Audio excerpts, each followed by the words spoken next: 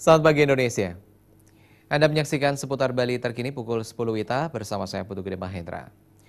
Pemirsa, spa terapis tradisional Bali hingga kini masih menjadi idola masyarakat, tidak saja nasional bahkan internasional.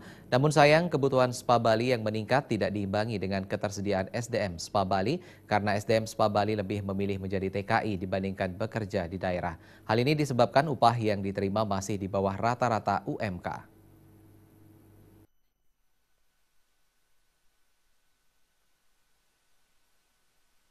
Kepala Bidang Akademik dan Sertifikasi Yayasan Bali Citra Internasional Krisna Ariwijaya mengatakan, perkembangan spa di Bali hingga kini masih menjanjikan, maka tidak mengherankan keberadaan spa kini dapat ditemui dimanapun.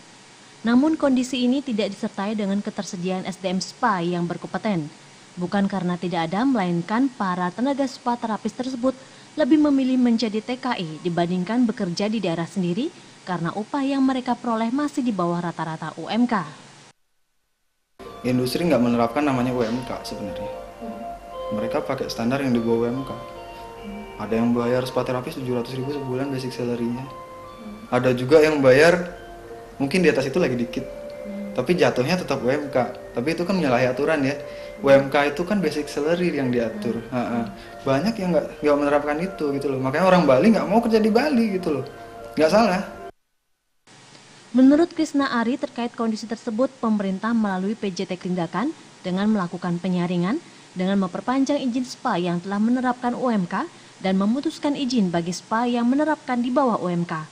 Namun karena jumlah spa yang begitu banyak di Bali, sehingga belum semua spa dapat dideteksi. Jenny dan Gung Krisna, Bali TV. Pemirsa, demikian seputar Bali terkini kali ini. Nantikan informasi menarik kami dalam seputar Bali terkini 1 jam mendatang. Salam Indonesia.